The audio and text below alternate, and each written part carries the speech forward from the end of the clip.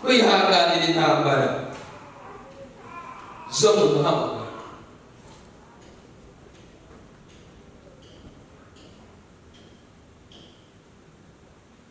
Uyu mugabo ko ahamagariwe kujya ahantu yakoreye amakosa, yakoreye amabi, ahantu bamuhiga, bakaba bamuhamagaye bamubwira ngo genda ujyeyo niho tugushaka, ntiyarahuye n'intambara. Ahantu herekana ngo uguhamagaye bya bindi yaguhaye, kwa gutoranya yagutoranyije, kwa gutandukanywa za mbaraga yaguhaye na bwa bwiza. Ntabwo uhamagaye uri wenyine, ahubwo aguhamagaye aguhaye ibikoresho bihagije bizashobora gukora icyo guhamagaye. Mose ahaguruka atari wenyine, ahubwo ari mu bwiza bw'umuhamagaye. Arahaguruka aragenda ngo agere kwa Farawo, kumenya yuko uhamagara ari umunyabwenge. Yasanze bya bindi y'abakagurabundi yose bazi kuri Mose yarayibahanaguyeho, batakibuka ko Mose ari umwicanyi. Ngo Farawo yamureba kasi k'agahungu karezwe n'umukobwa wanjye, ariko nawe akakwitiranya. Umuntu Imana yahamagaye kubera bwa bwiza yakuye hahandi Imana yavuganiye nawe imuhamagara, ituma ikwambura ya sura abantu bari bakuziho, izatuma badakwera, ikakwambika indi sura yo kwemera. Amen. Ikakwambika indi sura y'agaciro yo kwemerwa, izatuma abantu bakubona, ntibongere kukubona nk'umujura, ntibongere kukubona nk'umusinzi, ntibongere kukubona nk'umubeshyi, ntibongere kukubona nk'umusambanyi, ahubwo bya bindi irayihanagura ikaguha indi sura yo kwemerwa. Umuntu wese uriho umuhamagaro agira ikindi kintu cya kabiri cyitwa kwemerwa. Icya mbere tubonye yuko yihanganira intambara zo mu muhamagaro. Icya kabiri, uyu muntu uhamagawe nubwo intambara zihari ahawe no kuzihanganira, ariko ahawe ubundi budahangana. Ntabwo akiri wa wundi. Ushobora kuba wari umuza n'umwana wa runaka, n'agakobwa ka runaka, gahungu ka runaka, ariko katoranyijwe gahabwa ubundi budahangarwa wowe utazi. Ubu budahangarwa ni ubuhe? Kwemerwa, kumvirwa no gutegeka, udakoresheje igitugu, ahubwo kuko bwa bubasha bukurimo, icyo uvuga abantu bacyumvira n'umutima ukunze. Ahambwira nawe cyakoze kikere. Kikere. Icyo uvuga kikere.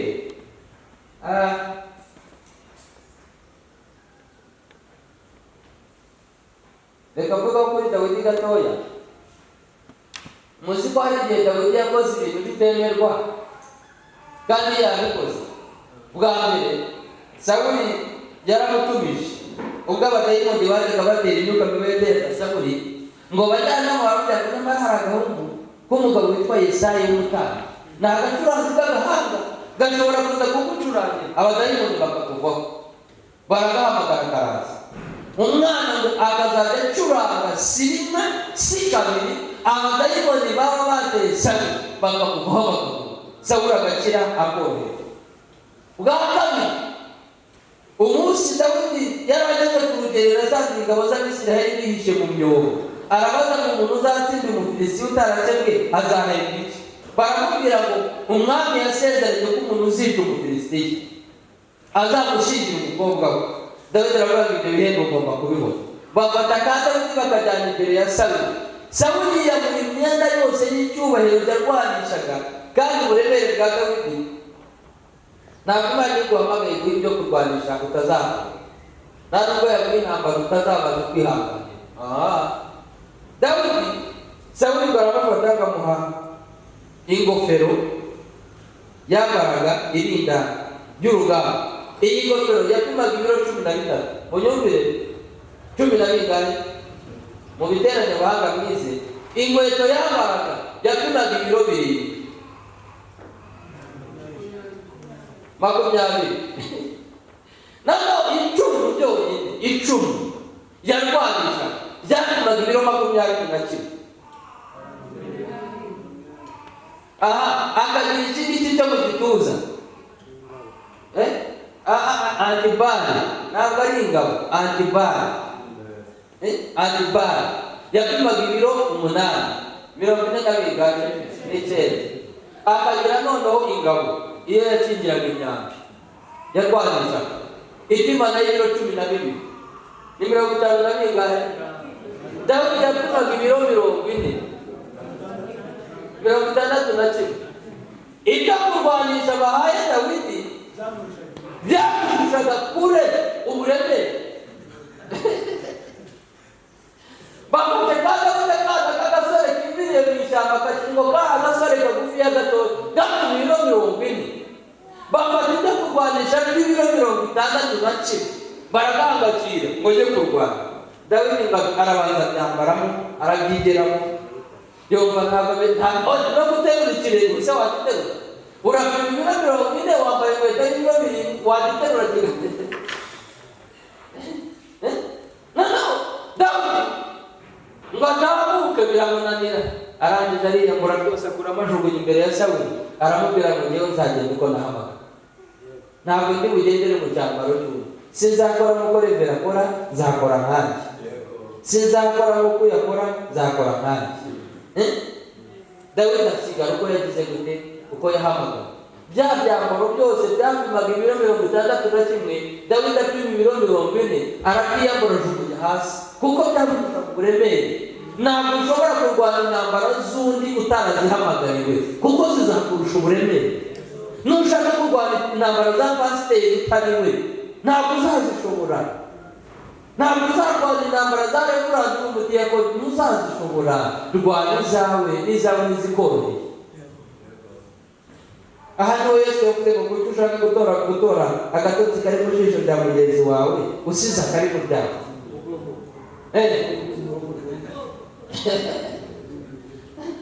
So Dawidi ngo aramuzamukira. Ubwa mbere yaturanga abadayimoni bava kuri Sawuli ngo si rimwe si kabiri akajya aturanga abadayimoni bakamuvaho. Sawuli akamererwa neza. Ubwa kabiri aragaruka agiye ku rugamba. Sawuli yiyambura imyambaro ye yose arayimuhereza. Byari bisobanuye ngo yiyambura icyubahiro n'ubwami abyambitse Dawidi. Dawidi nawe barabwiyambura ngo nzambara ibyanjye sinzambara ibya Sawuli. Nzambara ibyanjye kuko njye Sawuli ni Sawuli. Dawidi ngo yanga kubyambara arabyiyambura. Noneho Dawidi ngo amara kurwana urugamba amaze kwita Goliyati azana igihanga yagishyize ku icumu agitwaye gutya. Ngo anyura mu murwa hose abagore bagenda bamuririmbira bamukomera mu mashyi. Ngo agere imbere ya Sawuli aramwitegereza maze ngo hadasha uri mwene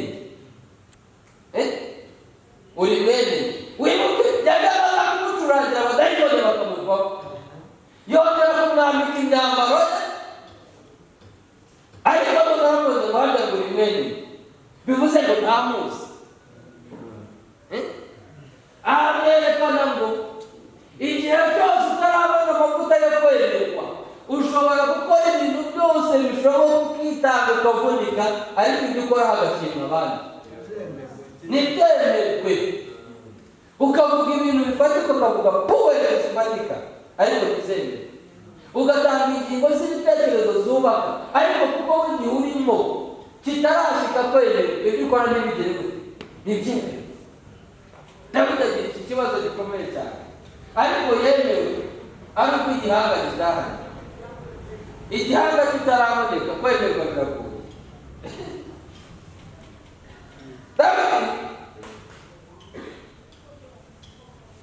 kubera wa muhamagaro wari umuriho waciye muri processes zose nta n'imwe asimbutse. Umunsi umaze gukora igikorwa cy'ubutwari ngo bageze ahitwa Sikulagi mu ishyamba, Sawuli arimo kumuhiga.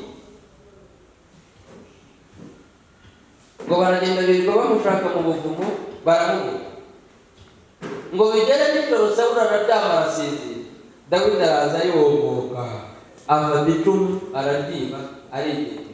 Ngo agere hakurya ahamagara umugaragu wa Sawuli witwaga Abuneri. Aramubwira ngo yewe Abuneri we uri iki icumu ryashobora adarwanisha amahanga n'abafilisitiya akabanesha riri hehe? Sawuli barakanguka barishatse bararima. Aravuga ngo menye neza ntashidikanya yuko ubwami bwa Isiraheli Imana yabushyize mu ntoki zawe. Ariko nubwo yatemera akabivuga ngo Sawuli yari ataraye ngo hashize iminsi yongera kumuhiga nanone ngamusanga mu buvumo nabwo arongera arasinzira. Dawidi ngo araza yomboka afata agacuma k'amazi yanyweragamo amazi akata no ku mwambaro ku kigita cya Sawuli atwara hagati ngo agere hakurya arongera ahamagara umugaragu wa Sawuli. Sawuli arangije ngo aravuga ngo mwana wanjye uyu munsi undushije gukirana. Ariko umunsi yatwaraga icumu mwumva akantu kabaye. Umunsi yatwaraga icumu umugaragu wa Dawidi aravuga ngo uyu ni wa munsi Imana yagera kujya izagabiza abanzi bawe mu maboko yawe. None Dawidi dore Sawuli yasinziriye arimo aravuga kubita icumu umuhoye inguranye n'ubutaka. Aravuga uyu mujyanama ndi kumwe nawe ushaka kwihorera bite? Dawidi aravuga ati no. Muganga aramubwira ngo nimba bikunaniye emera njyewe ngire ngufashe mugukubitira icumu tumurangize. Ahangaha ntabwo twasanze mu muhamagaro uzagenda uhura n'abajyanama bakugira inama yo guhangara amavuta adahangarwa. Dawidi aravuga ati ndagatsindwa sinahangara kumena amaraso y'umuntu wimitswe n'Uwiteka. Arazibukira aravuga ngo sinahangara gukora icyaha kingana uku. Niba yarakoze amakosa biramureba, uyu munsi ndikwiye kumuhana. Umuntu wese wahamagawe nahanwa n'abantu ahanwa n'iyamuhamagaye. Umuntu wese wahamagawe nahanwa n'abantu ahubwo ahanwa n'iyamuhamagaye. Ahangaha utazakora amakosa ukagira ngo pasiteri yavuze gutya, pasiteri yakoze gutya, ukagenda uvuga amakosa ye, umushumba wacu yavuze gutya, yakoze gutya, bagenda gutya, bararobanura. Ayo makosa yose ugenda uvuga uri kunizanira umuvumo ukomeye cyane, kuko wamutoranyije nimba yanakoze amakosa niba uzamwihanira, kuko habikorera abikora mureba. Dawidi yanga kuvusha amaraso. Undi munsi Dawidi ngo aza gucika awumvira mu murwa wari uyoboye n'umusaza witwaga Kishi ni se wa Sawuli. Noneho ngo bagaragu be barakumenya burya ko ari umuhungu wawe Sawuli amaze iminsi arimo gushakisha Dawidi. None ko Dawidi twamenya ko ari hano muri uyu murwa tumufata tumumushyire. Kishi arabona umuvuze ngo iki ari hano badarahari. Bafata Dawidi baramushyira ngo bamumushyire. Dawidi amenya ko ibyo birangiye. Ahangaha mu ntambara z'umuhamagaro uzagenda uhura nazo, ariko Imana izajya iguha ubwenge bwo kuzicamo. Dawidi ngo aravuga ati ahangaha birarangiye sindi buhigure. Ubwo ngeze mu maboko ya Kishi, Kishi agiye kunshyira Sawuli. Sawuli arahita yica birangiye. Dawidi ngo ahita agira ubwenge ngo umwuka w'ubwenge amuzaho aramubwira ngo genda wigire umusazi. Yibira ikintu cy'ikigoryi acira inkonda ibimyira biraza, areba ko umusazi ngo ajya ku gikuta atangira kugira inzara, areba ko umusazi ibimyira biraza atangira kuvuga nk'ikintu cy'igisazi. Kishi ngo amwiterera ko ufite amasati menshi muri iki gihugu ninde mubabwiye ko duteye umusazi? Mufate icyo gisazi tujugunye inyuma y'umuntu. Dawidi bazavuga n'ibintu bisa. Dawidi bavuga n'umusazi umaze kukuku kumbi n'ubwo Imana yamuhaye ngo baragifata bakirenza ubutaka. Dawidi yabishyiraho n'uka baravuga bati Dawidi ngo waciye kumbi Imana irahamusohoye. Byerekana iki? Byerekana ngo umuntu wahamagawe n'Imana nta ntambara n'imwe ushobora kurwana uri mu muhamagaro ngo Imana ireke kukurwanira. Iguha ubwenge bw'uburyo ubasha guca muri izo ntambara ya kane yamubayeho neza. Ngo aza kuzamuka agera ahitwa Irama aho umuhanuzi wamwimitse Samweli yaraje. Ngo asanga abana b'Irama barimo barahanura, bari mu mwuka barimo barahanura. Ngo hagere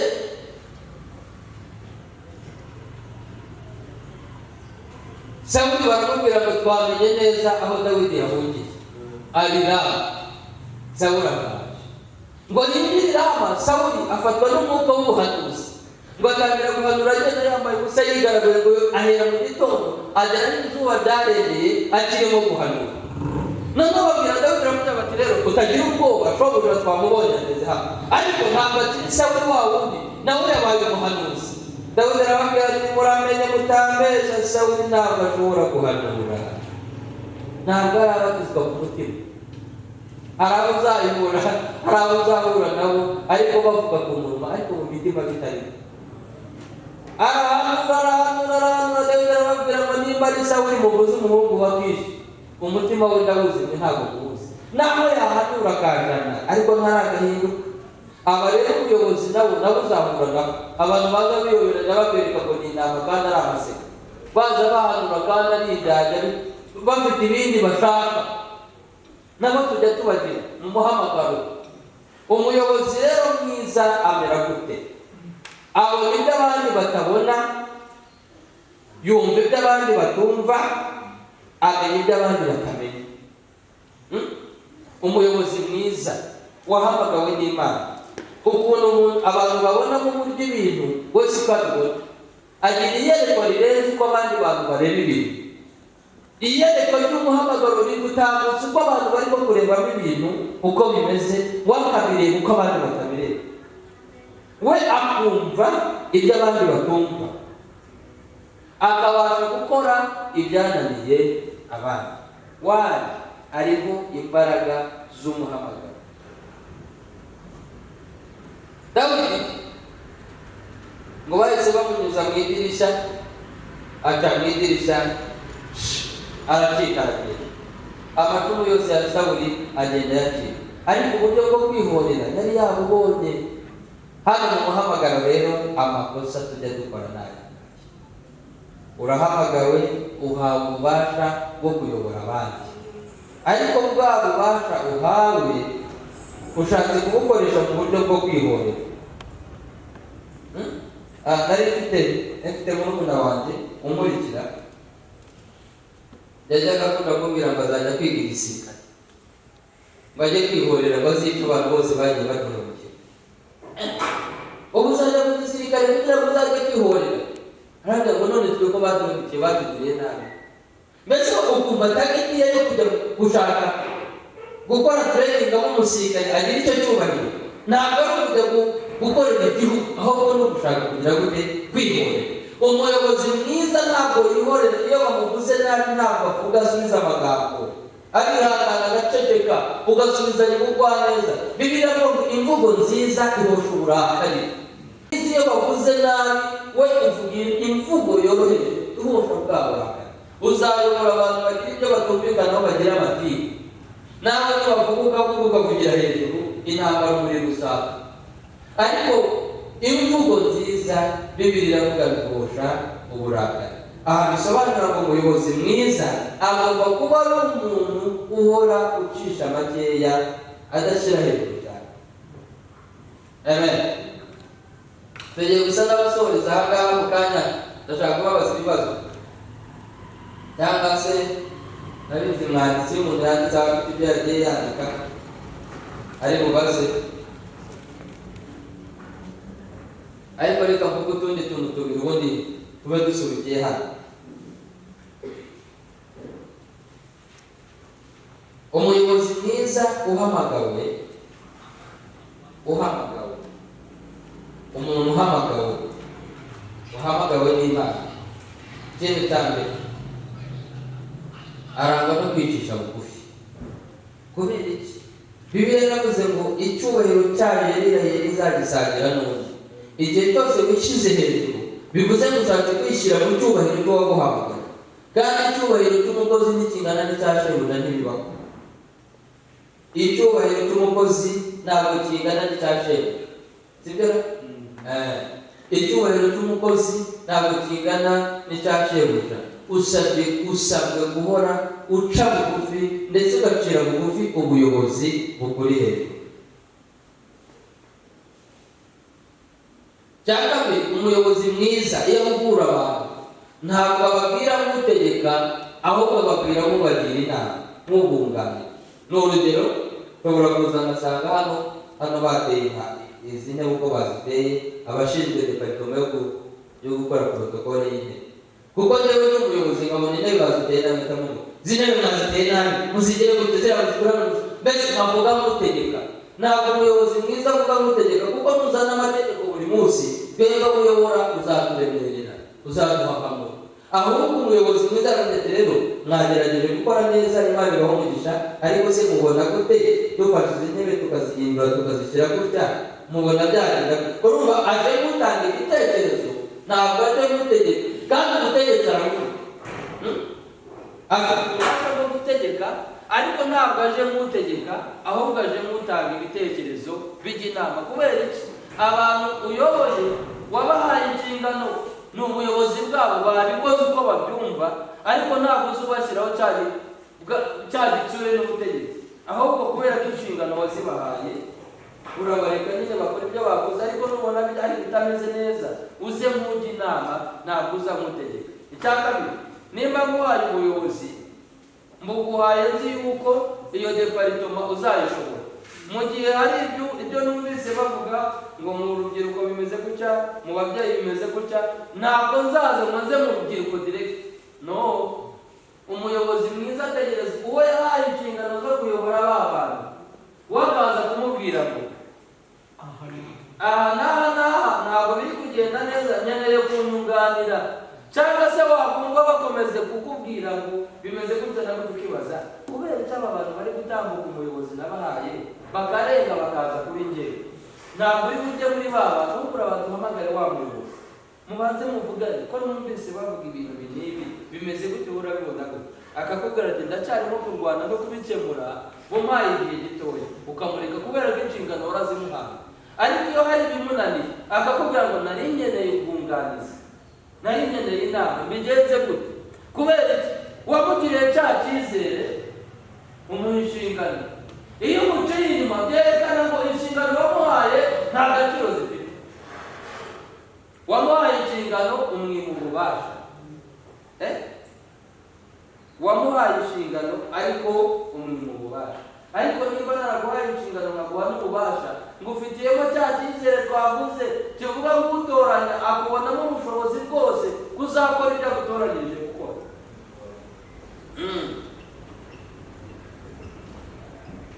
Cya kabiri, guhamagarwa kwawe, Imana ikuzi neza, igufitiye icyizere cyose kuzashobora ibyo iguhamagariye. Ni ngombwa ko nawe wigirira icyizere. Umuyobozi wese agomba kwigirira icyizere, kuko n'umuhamagara yarakimugiriye.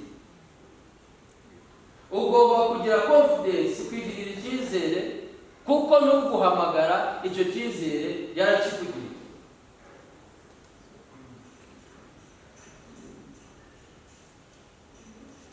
Ibyo ukora byose bikore mu cyizere. Ibyo uvuga byose bikore nk'umuntu ufitiye icyizere.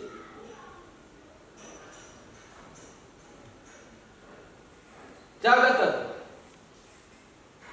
umuyobozi mwiza agomba kuba ari inyangamugayo ahereye mu bo ayoboye. Kuba inyangamugayo uhereye mu bantu uyoboye, kuba icyitegererezo, kaba inyangamugayo mu bantu uyoboye ari uhereyeho. Kuko aba ngaba uyoboye nibo bazamenya imbuto zawe, bakajya no kuzibwira abandi bati umushumba wacu ni umuntu mwiza. N'ubu ngaho urugero, bitewe n'abantu twagiye tuyobora, Imana ikabagirira neza bakajya mu bihugu by'amahanga, bagerayo bamwe bakiteranya bagakora amatora, bakavuga ngo nta wundi muntu twagirira icyizere cyo kuba yaba pasiteri, cyo kuba pasiteri. Nta wundi muntu twagirira icyizere kuba yatwimika, keretse duhamagaye umushumba wacu akava muri Kenya akaza muri Canada akaza kutwimika. Kubera iki? Bakugiriye cya buto wagiye wera, cya cyitegererezo bwabo nyangamugayo. Nubwo bagiye bakajya kure, ariko basiga bagufitiye iki? Cya cyizere. Bakavuga ngo umurimo urimo uraguka, ariko nta wundi muntu twari iki cyubahiro keretse umushumba wacu. Bakemera bakagutegera indege ukava muri Kenya ukajya muri Canada ukajya kwimika abantu.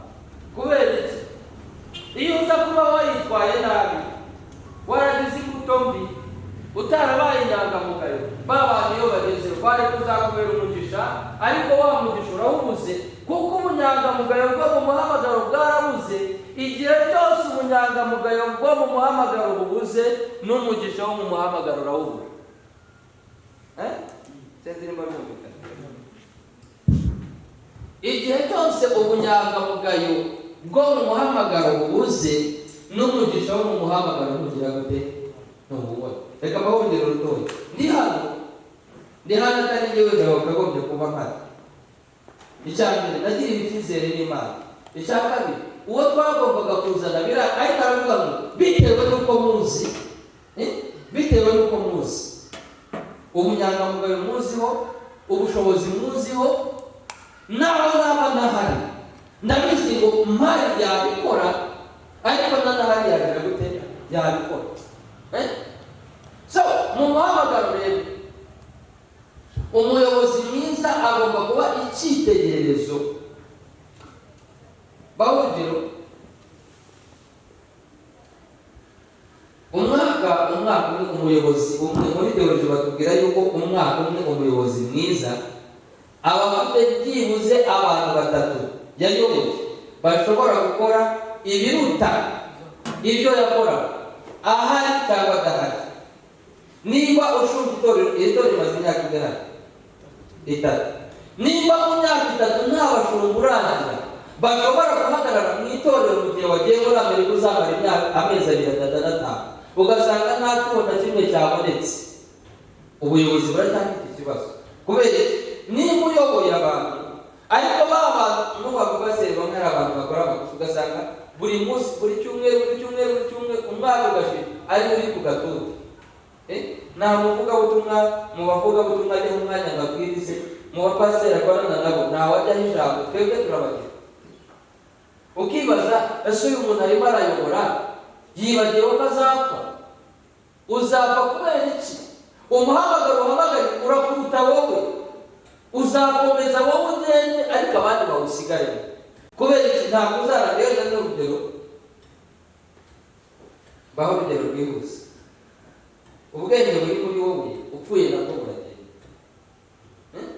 ariko wowe ukoresheje neza hari ababusigarana ntibupfe ubusa. Kubera iki? Ibyari bikurimo ntabwo wabyihereranye. Tugira umugabo wa Uganda, naramwiyoboraga mu rusengero. Ni umugabo w'umukire cyane, ariko yari umuntu, nimba ari umwaga, nimba ari umururumba, ni muri ubwo buryo bw'ikinyarwanda. Yagiraga imodoka 3, umugore watazi gutwara imodoka, n'abana batatu kandi afite abana b'abasore bakuru. Akagira konte 4 muri banki zitandukanye, umugore we nta konte n'imwe azi, kandi ziriho amafaranga menshi. Akagira imitungo ye ahantu yagiye yubaka amazu akodesha, aho yashyize amafamu y'inka, bimwe umugore atabizi. Rimwe turicara turimo tuganira, ndamubaza, ibintu wakoze wabiteganyije yuko nuramuka upfuye bizasigarwa mu bana? Aramaze gukweza imbajije iryo jambo. Ndamubwira ko ufite iyerekwa rigufiya. Ibyo wakoze niba warabikoze nkawe bidafitiye inyungu abandi, ibyo ukora byose ni zero. Uyu muhamagaro turimo guhamagara, duhamagare kugira ngo tube inyungu ku bandi. Ibyo uvuga n'ibyo ukora bigirire abandi umumaro. Noneho umugabo igihe cyarageze ararwara, agiye gupfa, nibwo yahamagaye umugore kugira ngo nubatse inzu runaka, atakibasha no kumugezaho bayimwere. Mfite konte zimeze gutya, yibuka kubimubwira ku munota wa nyuma. Ese aba bantu bibwiye ku munota wa nyuma bazabasha kubibyaza umusaruro? Ariko iyo warabatwaraga ukabikora bareba, nunagere bazabasha gusigara babikora, babibyaza umusaruro muzima. Kubera wamenetse icyitegererezo cy'imikorere. Abantu bamwe rero kubera guhamagarwa ntitugire ibiyerekwa, twumva yuko ibyo tuzi ari byo bihagije. Umuyobozi mwiza ahava akagera aharanira guhora yigishwa uko bwije n'uko bukeye. Guhora wigishwa, kwigishwa ibyo utazi, ibyo uzi n'ibyo bikeya, ibyo utazi n'ibyo. Umuyobozi mwiza rero aharanira guhora yigishwa kwigishwa ndetse akigira mu bandi batazi.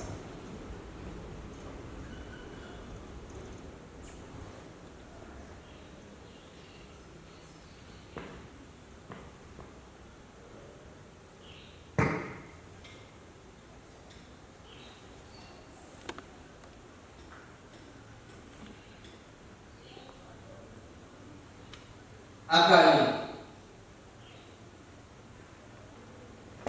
nigeze mbabwira ngo uhamagariwe kuba umukozi w'abandi, kuba umukozi, kandi umukozi ntabwo arusha shebuja icyubahiro. Twebwe turi abakozi. Igihe cyose mu gukora kwawe ushaka kwiharira icyubahiro, birerekana ngo shobuja wagutumye gukora ako kazi ushaka kumurusha icyubahiro. Niyo mpamvu iyo umuntu ari umukozi w'abantu, twebwe turi abakozi babo. Twebwe turi abakozi. Umukozi ni impamvu mpagaze hano amasaha abiri ndimo kuvuga nuko ni umukozi. Iyo mba ntari umukozi ntabwo nabahagaze hano amasaha abiri ngo mvuge. Ariko impamvu ndi kuvuga kandi sindambe nuko ni umukozi, kandi uvuga ibimuri ngo ntabwo avunika.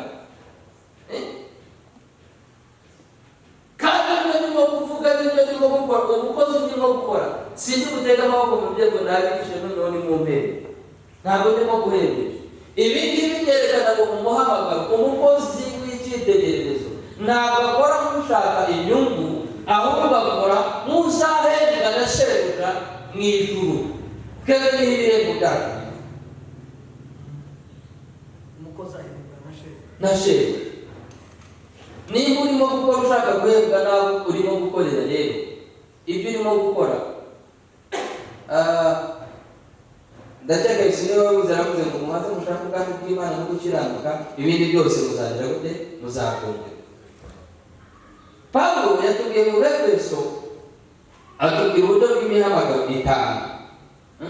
Yavuzemo ubwungeri, avugamo bamwe bahamagariye kuba abungeri, abandi bahamagarira kuba intumwa, abandi bahamagarira kuba abahanuzi, abandi bahamagarira kuba aba evangelisite, abavugabutumwa, abandi abigisha b'ijambo ry'Imana. Tugiye gusoreza kuri abo. Bamwe ni abungeri, abandi ni abavugabutumwa. Reka tubitondekanye ko bikurikirana. Murumva igikuru ari ikihe muri ibi? Intumwa, abahanuzi, hamwe n'abigisha. Koko bivanze, ndashaka kubitondekanye turebe igikuru kibanje gikuriye ibindi ni iki. Twebwe tubipange dukurikije uko tubyumva. Intumwa niyo nkuru. Niko tubyumva. Bamwe bavuga ngo niko tubyumva, abandi ngo niko kuri. Intumwa. Uzi impamvu umuntu yitwa intumwa? Umuntu yitwa intumwa kuko icya mbere yaratumwe nyine, sibyo? Ariko ntabwo yatumwe muri Nairobi gusa, yatumwe ku isi hose. Ubu kuba uri intumwa bivuze ngo ntiwatumwe muri Nairobi, utumwe gukora umurimo w'Imana ku isi hose. Intumwa ntigira boundary, ntigira limit, ntigira imipaka. Intumwa uhamagara kuba intumwa hose, gushumba hose. Icya kabiri, intumwa ndayemeye. Amavuta y'intumwa arengewe papa. Amavuta y'intumwa arengewe kuri intumwa ku isi hose. Hanyuma icya kabiri ni iki? Umuhanuzi. Umuhanuzi nawe ntagira limit. Uzi impamvu tubabanje abo bantu bakagenda bakurikirana? Mu byiciro byabo hari ibyubahiro bageramo no mu buzima busanzwe. Ahantu uzasanga umuhanuzi wese ariko atari babandi bihamagaye, turi kubajya muhamagara nyine, bahamagawe n'Imana. Umuhanuzi ahantu ageze hose agira icyubahiro, agira agaciro. Muzabona kera iyo abatambyi babaga badahari n'abami badahari, umuhanuzi yagiraga icyubahiro, akaba ari umuyobozi wa Isiraheli. Nta mwami uri muri Isiraheli, ariko ugasanga bahamagaye umuhanuzi bakavuga ngo ubwo nta mwami uhari, umuhanuzi azatuyobora. muzima uyu muhanuzi yayoboraga yabaga ari umuntu ufata amakuru avuye mu ijuru akaza kuyashyikiriza abantu. N'abami n'abaperezida barazaga bakamubaza ngo dushaka kumenya tujye kurwana urugamba tuzabesha.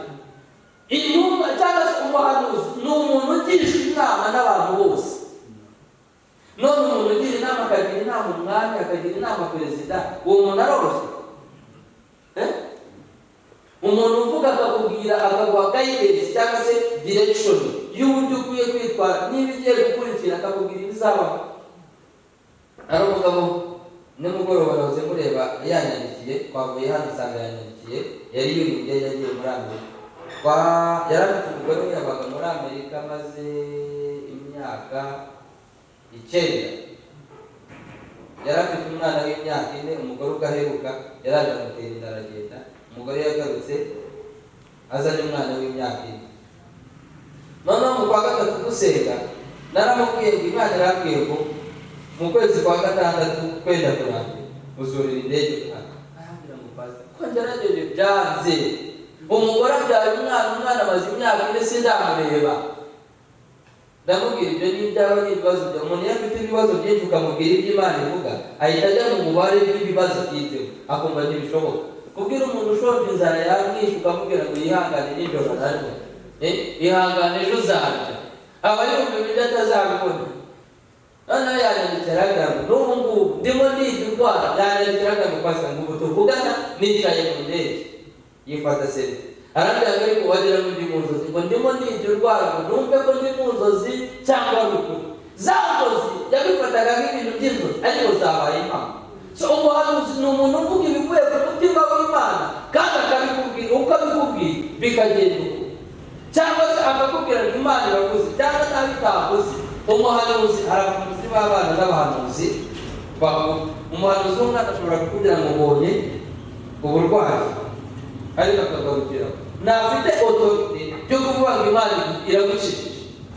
Wenyine akazi ke ni ukureba ibyo abonye ariko bikagarukira mu kureba. Ariko umuhanuzi ukuze icyo abonye atanga n'igisubizo cyacyo. Sinzi niba mwumvise. Rero tukamubwira kuri Eliya hari igihe yahagarara akavuga ngo jyewe Eliya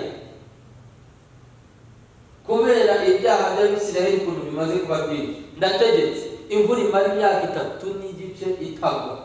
Ntabwo Imana yari ivuze ngo ngenda bivuga, ahubwo yaragize byashaka. Pawulo avuga ngo ubwo dukorana nayo turabingingira kugira ngo mudahebwa ubuntu bw'Imana bupfura ubusa. Ubwo dukorana nayo ni handi twavuze ngo umuntu uhamagawe wese agomba kwigirira icyizere kuko niyo amuhamagaye yakikugiriye irakwemera.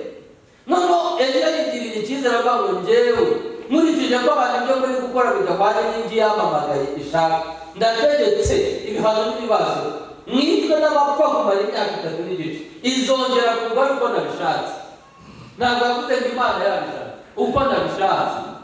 Nusoma muri Yakobo bazakubwira hari ijambo rivuga ngo Eliya yari umuntu arategeka imvura imara imyaka 3 n'igice itagwa, ngo arongera arasenga imvura irongera gutekera, ariko yari umuntu ntabwo yabivuze ngo Imana yabumye. Ravuga ngo ahubwo njyewe Eliya kuko ukorana nayo. Imana yabwiye Samuel iramubwira ngo sinzamubwira ko ijambo rya Samuel rwasi ntabwo biravuga ngo mu gihe cya Samuel cyose nta jambo na rimwe ryavuye mu kanwa ka Samuel ryigeze rigwa hasi Imana itasohoje. Kubera iki? We yaramuhamagaye nyine iramutuma. Ni urugero abasaderi w'igihugu cy'u Rwanda muri Kenya. Dufata urugero rwa bugufi. Igihugu cyamwohereje kimwizeyemo ubushobozi ko azahagararira igihugu.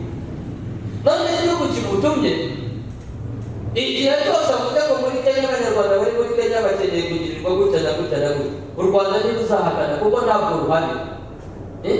Uharari baratanga raporo y'ibyo abona. Noneho uyu amasaderi abana be bitabwaho n'igihugu cyamwe, nibo bamenya ko abana bagomba kwiga. Amasaderi igihe yarwaye igihugu cyamutumye kiramenya ngo amasaderi wacu yagize gute yarwaye. Amasaderi ibibazo byose agira igihugu cye kiramenya ngo amasaderi wacu yagira ikibazo mu gihugu twamutumyemo. none nimba igihugu kimenya ibibazo bya ambasaderi batumye, twebwe ijuru ryabitumye, ntabwo bizabasha gukurikirana ibibazo bitubaho byose. Nimba ambasaderi ikibazo agize igihugu cyamutumye gikurikirana ibibazo byamuye bakihutira kubikemura, none twebwe ijuru ryabitumye turi ambasaderi b'ijuru, ntabwo bazihutira gukemura ibibazo bitubaho byose mu gihe turi abizerwa mu kazi twatumye gukora? Kuko ambasaderi iyo yitwaye nabi bahita bamuhindura bakazana undi. Nababwiye aka kazi turimo gukora gafite abasimbura benshi, iyo ugakoze Imana iza no gusimbura kuko ntabwo ikorera muri wowe. Yes, tubonye intumwa, tubona n'umuhanuzi. Dukurikizeho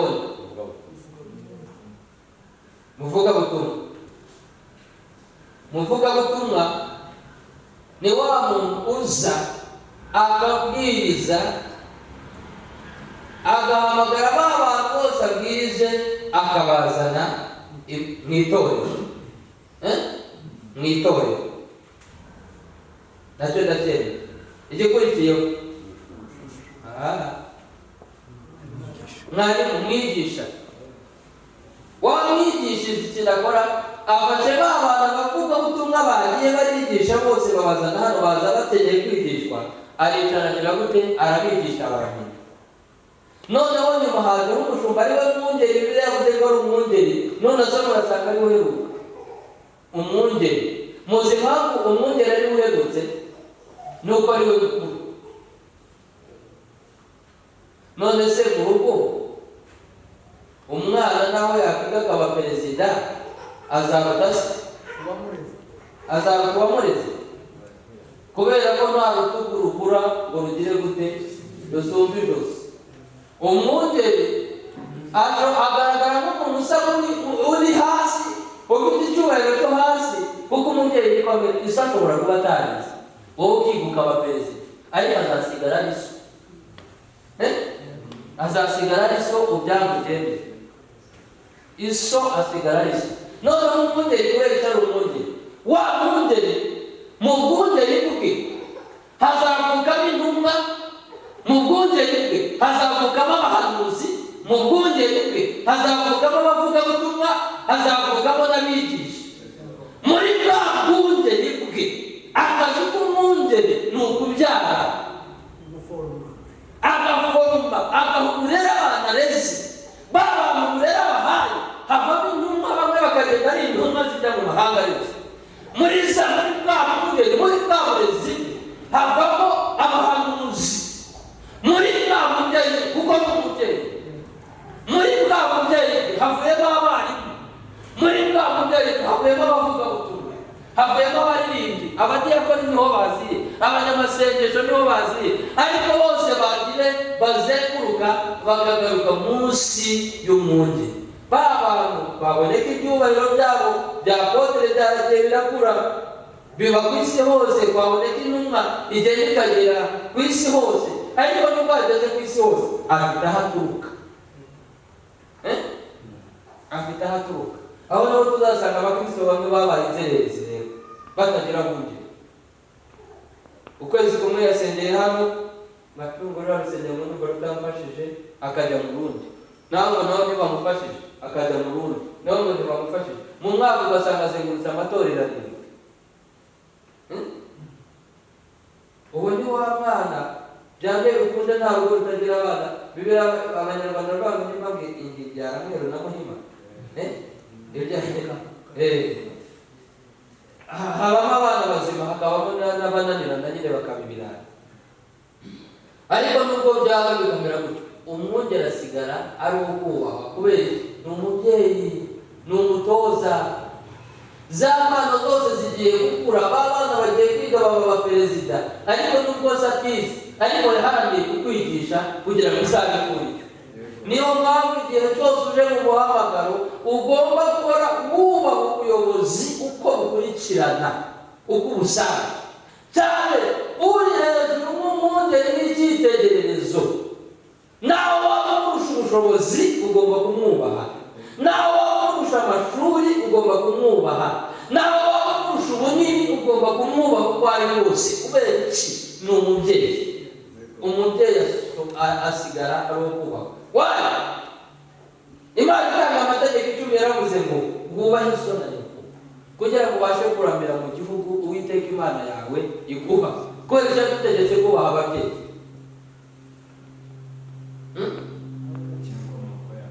Inkomoko yawe ni kuri wa mubyeyi. Ushobora kuza hano n'undi wari umukirisitu ariko wakwibaza ko Imana itakujyanye hano, aho ikuzanye ahangaha ni umubyeyi wawe, ni ugomba kukurera. Mwumvire, umwubahe, umuhe icyubahiro. Kandi cya kabiri, Abanyarwanda bavuga nimba ngo urukwavu rukuze ngo rwonka abantu. Wa mwungeri ni hamwe n'ababwiye ngo abadiyakoni mu nshingano mushinzwe ni ukumenya ngo se umubyeyi wacu yariye, umubyeyi wacu yambaye, umubyeyi wacu abayeho gute. Kubera iki? Icyubahiro cy'umwana ni ukubona umubyeyi wabayeho neza.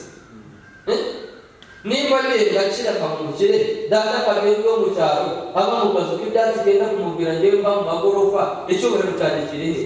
Icyubahiro cyane nuko muri wa mugisha nabonye nzasubira inyuma nkajya kubakira na data. Iyi ni mesaje izaho muri mwese. Umwaka utaha ushobora kuzajya kugera mutakibona muri Kenya. Imana arabaciye inzira mukurira indege mukagenda.